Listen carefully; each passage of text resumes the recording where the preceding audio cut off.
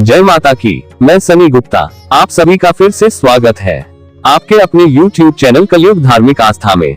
आज की इस वीडियो में आपको बताने वाला हूँ एक महान संत के जीवन परिचय के बारे में, जिनके आशीर्वाद से न जाने कितने भक्तों के बिगड़े काम बन जाया करते थे। आज हम आपको एक ऐसे ही महान संत के बारे में जानकारी देंगे और बताएंगे उनका परिचय। भारतवर्ष देवताओं की भूमि होने के साथ ही संत परंपराओं की भूमि भी कही गई है। न जाने कितने बड़े बड़े महान ऋषि मुनियों, साधुओं, साधकों, तपस्वियों ने यहाँ ईश्वर को प्राप्त किया है। एक अच्छा संत होना कोई आसान बात नहीं है। उनमें जन्म से दैवीय शक्तियाँ और गुण होते हैं, तब जाकर वे संत कहलाते हैं। इसलिए जो लोग धार्मिक प्रवृत्ति के हैं, उनको अच्छे संतों के प्रति सदैव श्रद्धा का भाव रखना चाहिए, क्योंकि भगवान का सच्चा सेवक या भक्त भी उस देव शक्ति के समान होता है जिसकी आप आराधना करते हो। संतों की निंदा करने वाले राक्षस का रूप होते हैं, जो अपने बुरे गुणों को छुपाने के लिए अच्छे लोगों की निंदा करते हैं।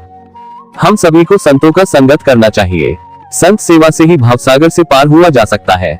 संतों की महिमा अपार है। परम सौभाग्य से ही संतों का सानिध्य मिलता है। मैंने देखे हैं कि कुछ संत अभी भी है जो ऐसे स्थानों पर प्रभु का ध्यान कर रहे हैं जहाँ न कोई सुविधा है, लेकिन फिर भी वे उस स्थान पर भगवान की भक्ति में लीन है। उनको संसार का कोई भी मोह नहीं है। संत महिमा बताते हुए कहा गया है, संत उदय संतत सुखकारी, विश्व सुखद जिमी इंदु तमारी। संतों का आगमन सदा सबके लिए सुखकारी होता है। जैसे चंद्रमा उदय होकर रात्रि के अंधेरे को शीतलता पूर्वक दूर करता है, वैसे ही संत प्राणियों की दुखों का हरण कर लेते हैं। आज हम आपको बता रहे महान संत श्री त्यागी जी महाराज के बारे में। इनकी चमत्कारी शक्तियों की वजह से सभी लोग इनके आगे नतमस्तक हो जाते थे। इनकी प्रसिद्धि मेरी जानकारी में उत्तर प्रदेश के फर्रुखाबाद, शाहजहांपुर, बरेली, एटा, मैनपुरी, कासगंज आदि जिलों में अधिक रही होगी। इनको टॉपर वाले स्वामी, कारव वाले बाबा, त्यागी जी महाराज, दूधा बाबा, कालीकंठ वाले बाबा आदि नामों से भी पुकारा जाता है। इनका जन्म जलालाबाद तहसील के ग्राम पंचायत टॉपर में हुआ। इन्होंने सुप्रसिद्ध क्वींस कॉलेज बनारस से MM तक शिक्षा ग्रहण की। शीघ्र ही इन्होंने मानवता के कल्याण के लिए आध्यात्मिकता का मार्ग चुन लिया। 21 वर्षों तक आपने तपस्या कर ज्ञान और शक्तियों का अर्जन किया। फर्रुखाबाद के प्राचीन दुर्वासा ऋषि आश्रम में त्यागी महाराज साधना किया करते थे। कुछ समय तक ये फर्रुखाबाद अंतर्गत कंपिल यानी काम्पिलिया तीर्थ के रामेश्वर नाथ मंदिर में भी सेवा प्रदान करते रहे। आज भी त्यागी महाराज की पुण्यतिथि पर वहां भंडारा आयोजित होता है।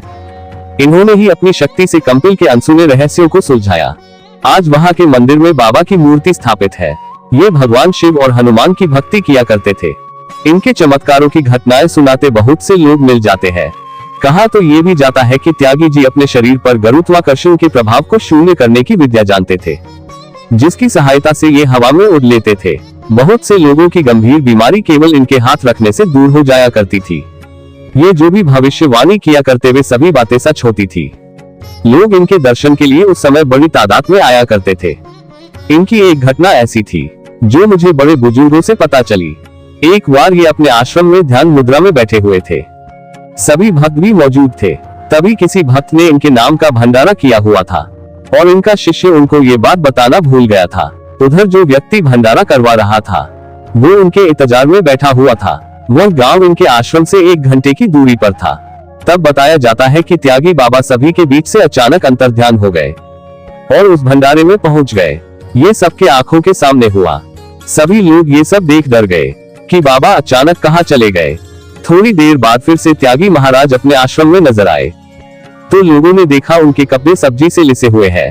तो कुछ लोगों ने उनके अचानक अंतर्ध्यान हो जाने की बात पूछी तो बाबा ने कहा कि एक व्यक्ति भंडारा करवा रहा था, पर वो मेरे इंतजार में था, इसलिए मैं वहां चला गया था। जब मैं वहां पहुंचा तो अचानक मेरे ऊपर एक बच्चे ने सब्जी के हाथ लगा दिए।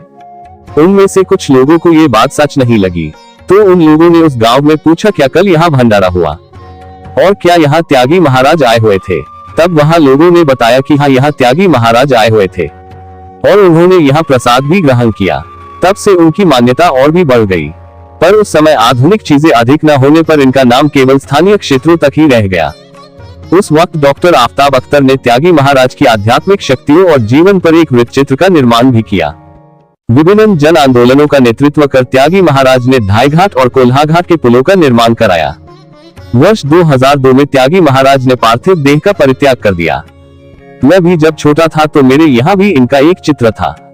पर अब नहीं है, इसलिए आप लोगों में से जो लोग त्यागी महाराज को जानते हो या उनके पास कोई चित्र या वीडियो हो तो मुझे भेज सकते हैं, या इनसे संबंधित कोई घटना हो तो हमें कमेंट के माध्यम से बताएं, जिससे मैं त्यागी महाराज जी के बारे में और अधिक से अधिक लोगों को जानकारी दे सकूं।